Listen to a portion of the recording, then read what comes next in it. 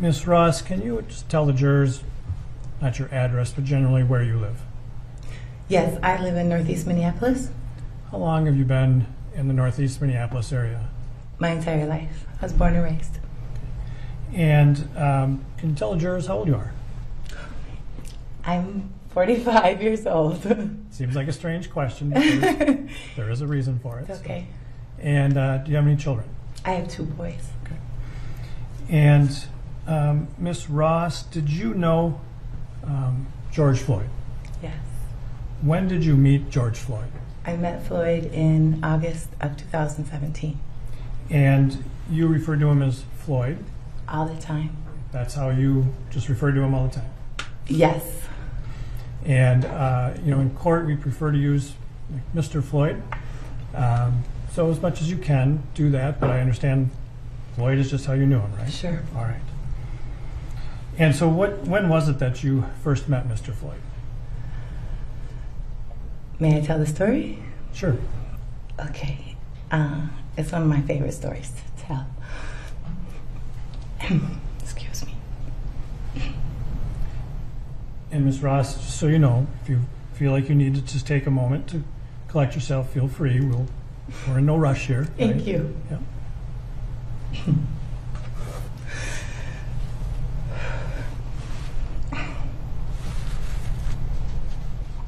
In August of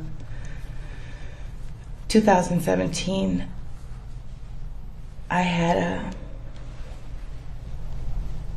gotten off work one night. I worked at a coffee shop for 22 years now, part-time, and I was tired and I just cleaned up and closed up the shop, and I went to go visit my son's father, who was staying at Harbor Lights, the Salvation Army shelter. He had had some difficulties and was staying there.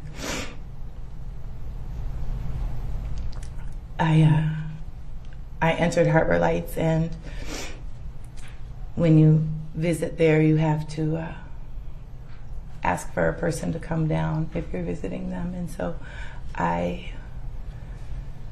had the receptionist call him down, but he didn't seem to be coming down, so I waited in the lobby, and I wanted to talk to him about our son's birthday. Excuse me.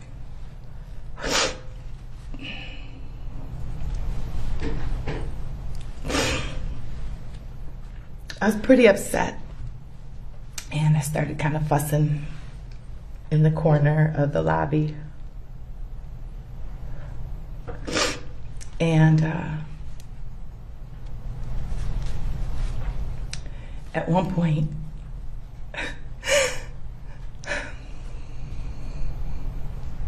Floyd came up to me.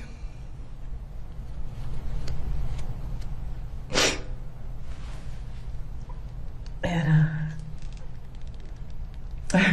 Floyd has this great, deep Southern voice, raspy.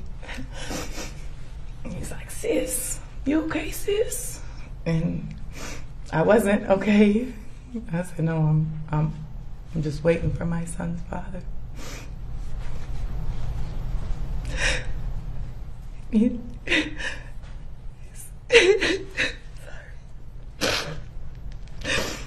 said, "Well, can I pray with you?"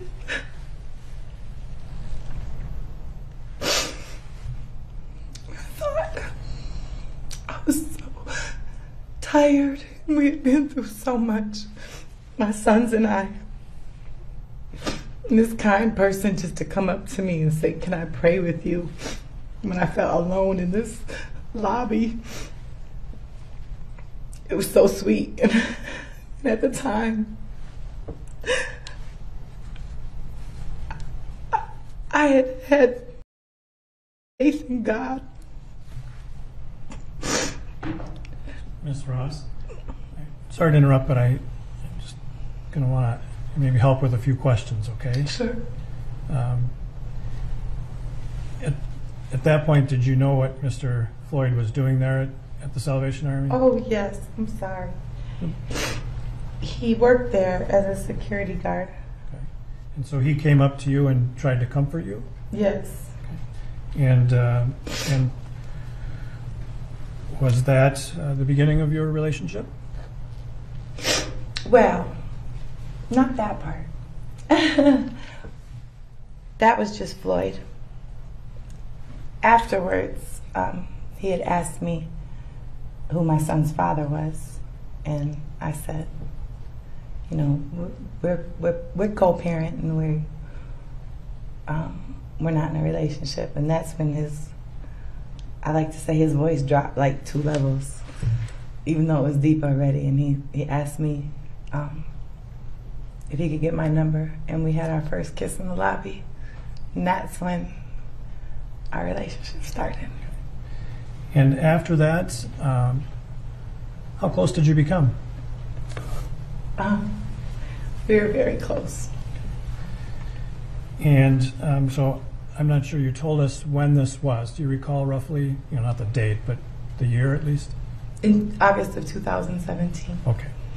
And up until his death, did you continue to be in a relationship with him? Yes. Can you describe, how close how often you saw each other during those 3 years? Just about every day we saw each other, as much as we possibly could. Were there times when you weren't as close as other times?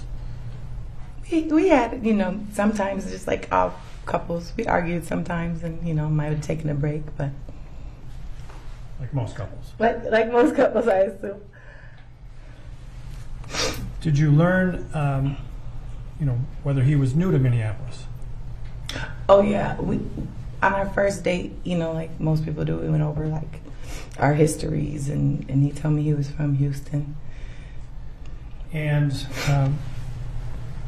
what kinds of things did the two of you do together when you get together and do things? Floyd was new to the city, so everything was kind of new to him. Everywhere we went was new to him. He made it seem like, I was new to my own city.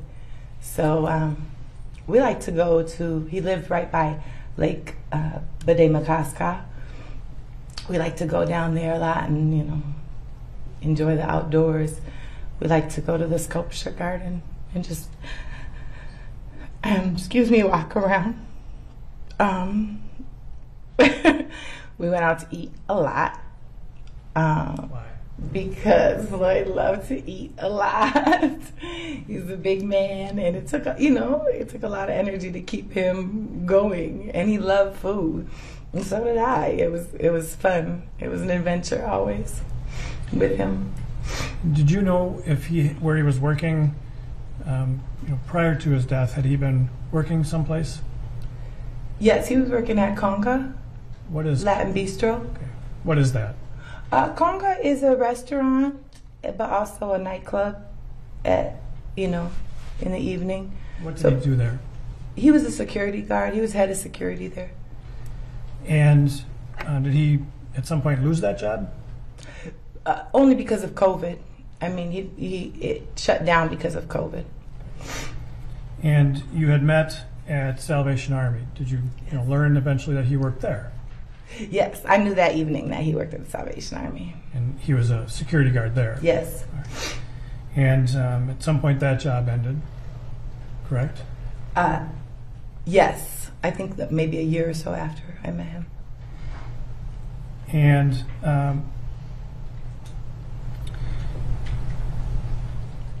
in the time period leading up to his death in May of last year, let's talk about January to May when he passed.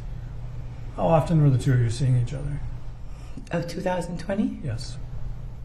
At the beginning of the year, we had not seen each other, kind of separated for a little while, but from March until May, we spent every day together.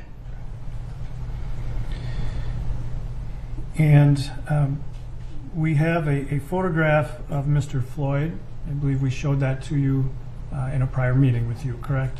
Yes. And you recognize that as him? Yes. All right. Your Honor, we'd offer Exhibit 247. 247 is received. So I'm showing you Exhibit 247. Sorry. Yeah, that's okay. See, if you touch the screen, it's going to write on there, so sorry. You familiar with this photograph? Yes. What kind of photograph is this? I would call it a dad selfie. And why would you call it that? I'm just joking, but a lot of dads like sometimes don't have the best angle when they take selfies. It's kind of lower and it just I don't know, don't take the time to maybe do the certain angles that everybody else does. And so this is you believe, a selfie that he took? Yes. All right. I believe it was outside of the Salvation Army. Do you recall about roughly when this was taken? From the sweater he was wearing, I think it was the fall of 2017.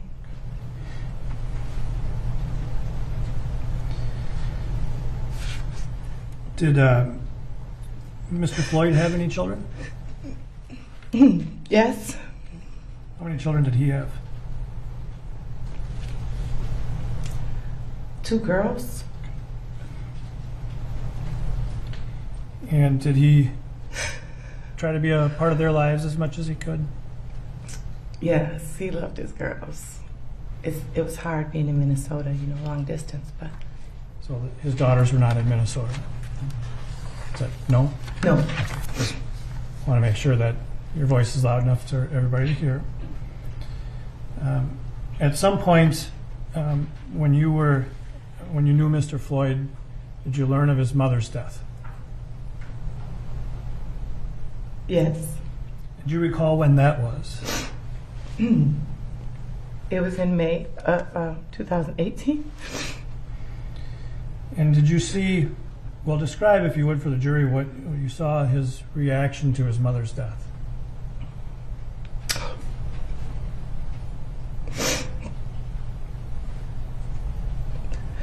Pardon me.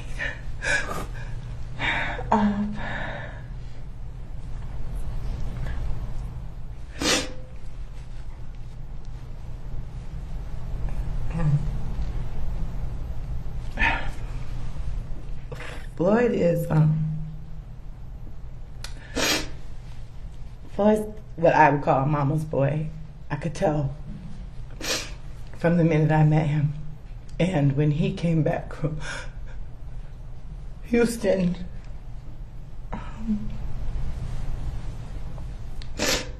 he seemed kind of like a shell of himself. Like he was broken.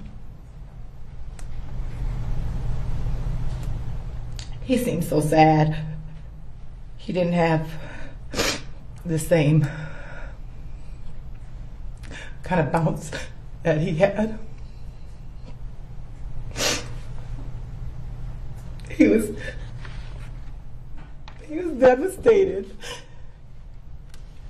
He loved his mom so much, and I knew that.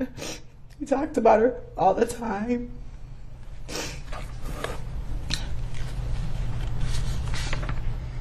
I knew how he felt. It's so hard to lose a parent that you love like that. Ms. Ross, thank you, and I'm sorry to interrupt, but I'll see if I can ask some questions to help a little, okay? So he struggled with grief over his mother's death? Excuse me, yes.